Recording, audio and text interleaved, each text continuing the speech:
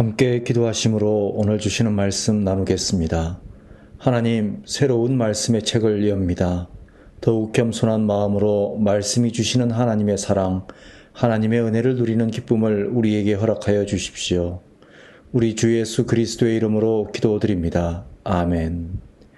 오늘 우리에게 주시는 말씀은 에스라 1장입니다. 바사는 페르시아 왕국을 의미합니다. 바사왕 고레스 원년에 하나님께서 예레미야를 통해 주신 말씀을 이루시기 위해 고레스 왕의 마음을 움직이십니다. 고레스 왕이 하나님께 감동되어 온 나라에 공포를 합니다. 그 내용은 하나님께서 유다의 예루살렘에 성전을 건축하라고 명령하셨다는 것입니다. 그러므로 하나님의 백성에 속한 자들은 예루살렘으로 돌아가 이스라엘의 하나님의 성전을 건축하라는 것입니다.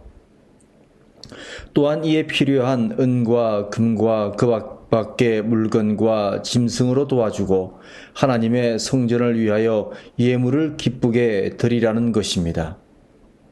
나라가 망하고 포로가 되어 고향 땅을 떠난 지 70년 만에 다시 돌아갈 길이 열린 것입니다. 하나님 안에서 다시 시작할 수 있는 기회가 하나님의 때에 하나님에 의해서 하나님의 방법으로 열린 것입니다. 무너진 하나님의 성전을 다시 건축하기 위해 예루살렘을 향하여 길을 놨습니다. 성경은 무너진 하나님의 성전을 다시 건축하기 위해 베냐민 족장들과 제사장들과 레위 사람들이 길을 나섰다고 기록합니다.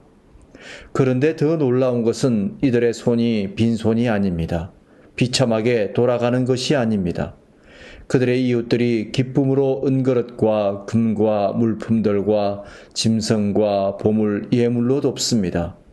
고레스 왕은 창고지기 미드르닷에게 명령하여 그들의 신당에 보관하고 있던 하나님 성전의 그릇들과 도구들을 모두 예루살렘으로 되돌려 보내게 합니다.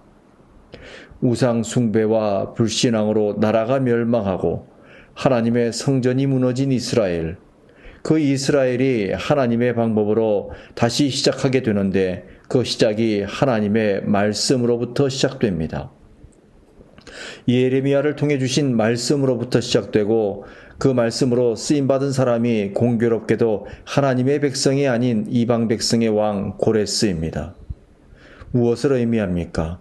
하나님은 당신의 말씀을 이루시기 위해서 하나님의 사람, 하나님의 백성만 사용하시는 것이 아니라 모든 사람이 하나님의 도구와 방법이 된다는 것을 우리에게 말씀합니다.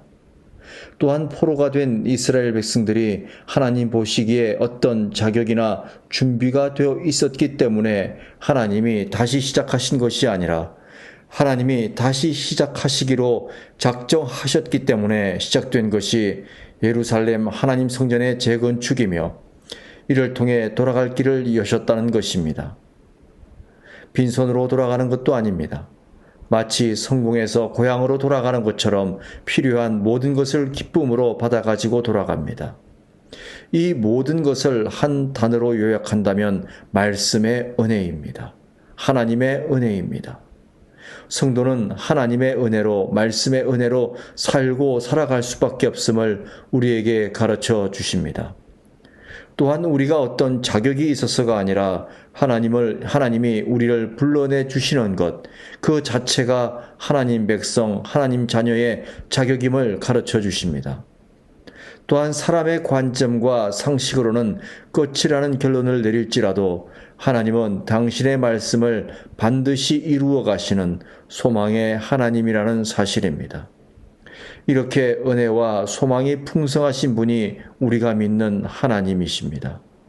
이 하나님을 믿고 의지함으로 하나님의 은혜로 풍성한 저와 여러분 우리의 삶이 되기를 기도합니다. 함께 기도하겠습니다. 하나님, 모두가 끝이라고 멸망했다고 이제 오랜 세월이 지나버렸다고 생각할 때 하나님의 말씀대로 하나님의 방법으로 다시 시작하시는 하나님을 발견합니다. 하나님, 우리 인생에도 이와 같은 은혜의 문을 활짝 열어주십시오.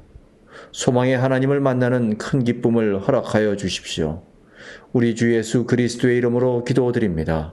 아멘. 씨앗교회 새벽 편지였습니다. 오늘도 좋은 하루, 건강한 하루 되십시오. 감사합니다.